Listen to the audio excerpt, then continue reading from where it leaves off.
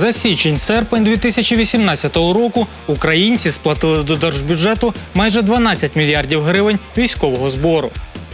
У свіжому випуску, яку техніку передали нашій армії в Харкові, де цього разу росіяни застосували лазери, чим оснащені антитерористи Великобританії, на якому році проекту розбився перший F-35, та що за роботів китайці виставили на конкурс.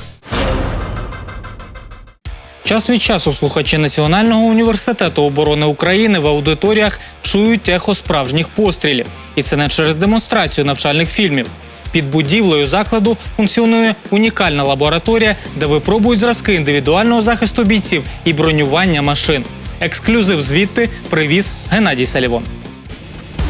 Із початком війни на Донбасі наші бійці несли втрати, яких би уникнули, маючи сучасну броню. Цю прогалину намагалися терміново закрити приватні підприємства та волонтери. Добросовісні прагнули перевірити броніки та каски перед відправкою на фронт. Хтось самостійно обстрілював зразки, інші зверталися до фахівців.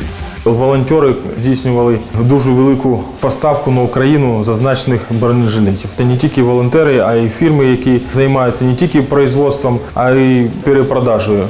Об'єкт, на який запросили техніку війни, створено на базі лабораторій 3 військових вишів. Заклад має акредитацію не тільки в установах Міноборони, але й у Національному агентстві з акредитації України. Головне призначення лабораторії – наукові дослідження. Тут перевіряють стійкість зварних з'єднань, додаткової броні, композитної, кераміки тощо. Звісно ж, випробовують тут і засоби захисту.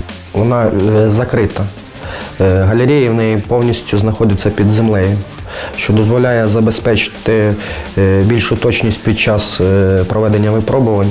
Розумієте, що не впливають метеорологічні фактори. У кімнаті для зберігання дослідних зразків кліматичні умови суворо контролюються. Випробовуються зразки і на вплив критичних погодних умов. Для цього є ванна для дощування, термокамера та морозильник, який охолоджує броніки та каски до мінус 40. Зразки поміщаються в морозильну камеру, закриваються, доводяться до необхідної температури мінус 40 і утримуються там на протязі години, не менше. Після зразок витягується і протягом 10 хвилин необхідно провести його балістичне випробування.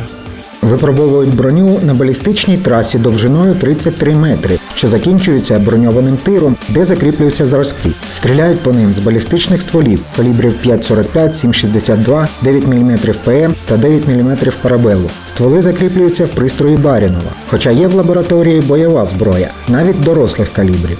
У нас є кулемет 12,7 мм НСВТ та танковий вкладний ствол 2Х-35 калібром 14,5 мм. Для того, щоб імітувати дистанцію до 2 км, ми використовуємо боєприпаси з меншим зарядом пороху, щоб знати, наскільки буде враження від патрона 12,7 Б-32, БЗТ або БС. Таким чином можна імітувати будь-яку відстань пострілу. Вставляємо патрон, зажимаємо кулю, розбираємо її, висипаємо порох, далі його зважуємо. От у нас 8,7 грама. Це вага пороху, який йде для кулі ЛПС. Постріл відбувається електроспуском з пультової. Процес фіксується на відео, але перед початком випробувань та після кожного пострілу зразок ще й фотографується. При проведенні балістичних випробувань бойових шоломів використовується визначений в стандартах України макет голови. Макет голови встановлюється на станок, потім необхідно надіти так називаємо чехол-свідок. Тільки після цього кріпиться сам непосредственно бойовий шолом. Окрім шоломів та жилетів, в лабораторії випробовують балістичні окуляри та маски, броню та захисне скло бойових машин. Це єдина лабораторія в Україні, яка отримала акредитацію на проведення випробувань балістичних окулярів, балістичних масок згідно діючого станагу 4296. Лінзи масок, окулярів випробовуються спеціальними уламками вагою 0,35 грама на швидкості 215 метрів на секунду. Стріляють на 7-метровій балістичній трасі із спеціального пневматичного пристрою. Заряджання цього пристрою здійснюється при відведенні оцього рычага. Далі використовується імітатор осколка, який вставляється в казенну частину ствола, призводиться запирання цього пристрою і пристрій готовий до проведення пострілу. Постріл здійснюється натисканням на оцей рычаг. За стандартами НАТО, індивідуальний захист, зокрема шоломи, мають проходити ще й 30 видів небалістичних випробувань. І зараз лабораторія опановує такі види досліджень. Стійкість до удару, проколу, стійкість до вібрації, стійкість до морської води, стійкість до загорання, коефіцієнт відбиття інфрачервоних променів, захисної оболонки, амортизація удару безпосередньо демпферною системою. 3 варіанти тільки перевірки підвісної системи. Тобто, як вона і дозволяє утримувати шолом на голові, як дозволяє його знімати в залежності від того, які навантаження під ним. Упродовж останніх 4 років в лабораторії проведено більше 400 досліджень засобів індивідуального захисту бронесталей та бронескла. За їх результатами, до 30% зразків не відповідають заявленим класам захисту. Отже, можемо бути впевненими, що на озброєння армії приймуть тільки якісну броню. Укроборонпром створює робочу групу із залученням представників Міноборони та фахівців із стандартизації для вдосконалення держоборонзамовлення. Пропонується замінити застарілі в сучасних умовах радянські стандарти, а також спростити процедури прийомки. Так починаємо інформаційний блок ВПК за тиждень, що минув.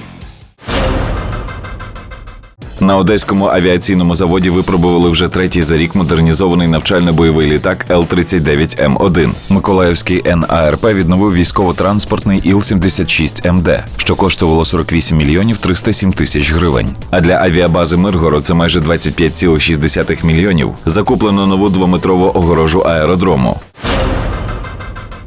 У Генштабі заявили, що кораблі ВМС не будуть супроводжувати комерційні судна на Азовському морі, адже немає потреби загострювати ситуацію. До речі, у акваторії готові запустити єдину систему моніторингу безпеки. До неї включать прикордонників, нацгвардійців, поліцейських із залученням підрозділів авіабезпеки та цивільного захисту.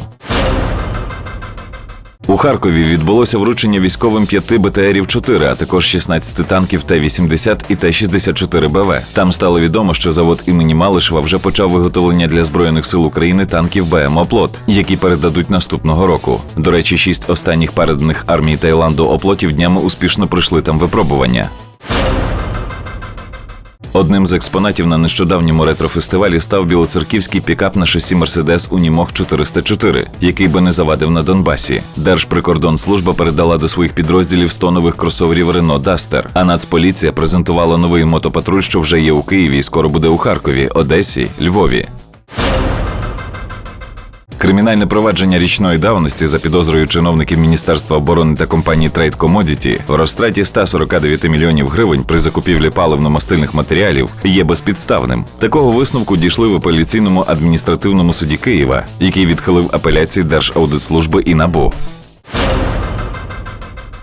Цього тижня під час спостереження в оптичний прилад в районі Мар'їнки прикордонник отримав травму сітківки ока внаслідок спалаху невідомого походження. Попередньо відомо, що це ураження лазером з окупованої території. Втрата зору за оцінками лікарів складає 80%. Це вже 5-й випадок у Держприкордонслужбі за час війни на Донбасі. Фінська «Патрія» завершила випробування самохідного міномету «Немо-контейнер» щодо стрільби з ходу. За тиждень провели 300 пусків 120-мм боєприпасів. В Китаї вперше показали 2 нові самохідні арт-установки – 122-мм на трioсному шасі бронеавтомобіля «Донгфенг» та 155-мм САУ СХ-11 на базі схожому до німецького боксера. На полігоні у передмісті Пекіну відбувся конкурс військових розробок під назвою «Подолання перепон-2018». 136 команд розробників ВПК показали колісні, гусеничні, гібридні, поліморфні платформи і трансформери. До речі, росіяни почали випробування розвідувального дрона, що запускається в ракеті РСЗВ «Смерч» на 20 хвилин. У США завершили сертифікацію нової тактичної ядерної авіабомби Б-61-12. Вертоліт-розвідник Сікорський С-97 «Рейдер» під час випробувань подолав рубіж швидкості у 202 вузли або 374 км за годину. А китайський багатоцільовий бойовий літак FTC-2000G здійснив перший політ, що тривав 10 хвилин. У штаті Південна Кароліна вперше за 17-річчя проекту розбився винищувач 5-го покоління F-35B морпіхів. Два винищувача F-7NI зачепилися крилами під час репетиції авіашоу над столицею Нігерії, і пілоти катапультувалися. А у Індонезії в результаті цунамі на берег було викинуто два сторожові кораблі Андао та Паолу Пасосо.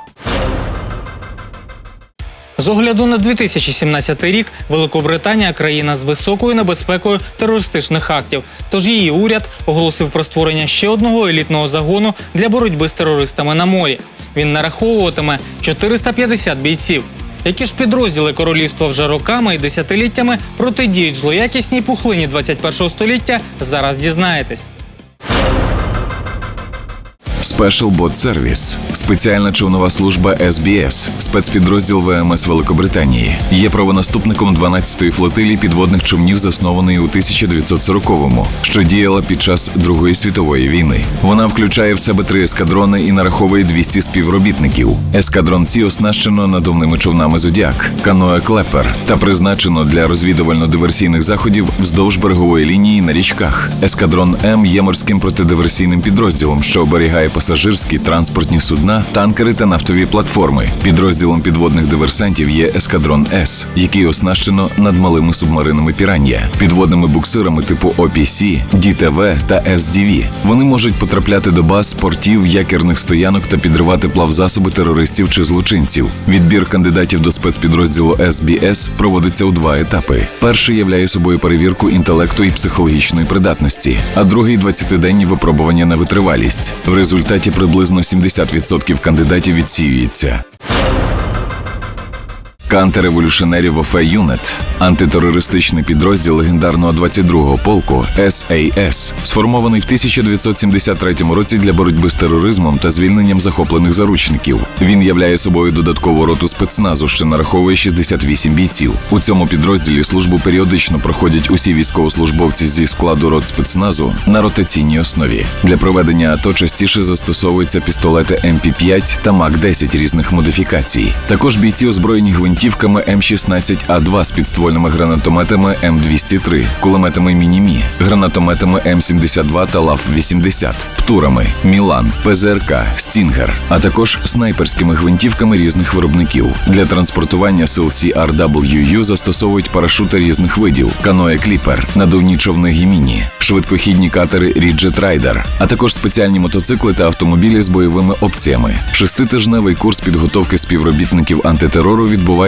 у навчальному центрі Херефорд, де збудовано кілінг-хауси на основі макетів будівель, потягів та літаків. За тиждень тренувань кожен боєць вистрілює 5000 бойових набоїв. Полк спеціальної розвідки СРР сформували у 2005 році з 14 розвідувальних компаній для виконання завдань проти Ірландської республіканської армії та її зазіхань. Ця потреба виникла у керівництва Великобританії після терактів 11 вересня у Нью-Йорку. Підрозділ сформовано з 500-700 чоловіків та жінок, які мають зовнішність вихідців Близького Сходу. Перший етап їх підготовки проходить на навчально-бойовій базі 22-го полку SAS упродовж 6 місяців. Другий – у школі військових перекладачів Беконсфілду, де вивчають іноземні мови. Зараз співробітники Special Reconnaissance Regiment активно працюють на вулицях Лондона, Іраку, Сирії, Ємену тощо. Також полк активно співпрацює зі спецслужбами Великобританії, США та Ізраїлю. СРР збирає інформацію під прикриттям у звичайному одязі та немаркованому транспорті. 15-та команда спецоперацій для боротьби з тероризмом і екстремізмом діє на національному та міжнародному рівнях. Була створена 2006 року в результаті об'єднання антитерористичного та спеціального відділів лондонської поліції. Наступного року її штат було розширено до 2000 співробітників. Проте лише 8 з них займаються питаннями мусульман. Не секрет, що саме таких молодих людей Аль-Каїда та інші угруповання обрали в якості цільової аудиторії для пропаганди терору. Тому цю категорію населення у регіонах найбільшого скупчення мусульман, а саме у Вест-Мідлендс, Великому Манчестері та Йоркширі, взяла на себе британська служба безпеки Мі-5. Все ж КТК має 3 регіональних підрозділи, а також до 100 співробітників, здатних реагувати на терористичні загрози в будь-якій точці світу. Забезпечені вони оснащенням, озброєнням і транспортом за найсучаснішими трендами спецслужб. СТС-ФО – елітний підрозділ озброєних офіцерів армії Сполученого Королівства по боротьбі з тероризмом. Був створений до літньої олімпіади, яка проходила в Лондоні у липні 2012 року. Під час підготовки до ігор офіцери тренувалися за найвищими стандартами, включаючи роботу в місті із залученням автомобілів, човнів та гелікоптерів. Для забезпечення сумісності з бійцями САС, СРС, CTC підрозділ Контртерорист Special Fiams Office оснащений аналогічним спорядженням, озброєнням і транспортом. Спецпідрозділ поділяється на 7 груп, кожна з яких має у штаті сержанта, 15 констеблів, 6 інструкторів та старшого менеджера. Є серед співробітників і жінки, що вважається рідкість в подібних структурах. Мережа підрозділу має 5 регіональних центрів за межами Лондона, включаючи Шотландію. Оперативна команда несе службу упродовж 7 тижнів цілодобово. Найбільше навчання, що ці офіцери проводили спільно з іншими підрозділами за антитерористичним сценарієм у Лондоні, була дводенна операція Стронтаве. З 2016 до квітня 2018 року проходило подвоєння кількості особового складу СТС-ФО. Наступного тижня більша частина програми буде присвячена новинкам міжнародної виставки «Зброя та безпека-2018». А на сьогодні це все. Цей та попередні випуски шукайте на сайті 24 каналу та Ютубі Військового телебачення України. Побачимось!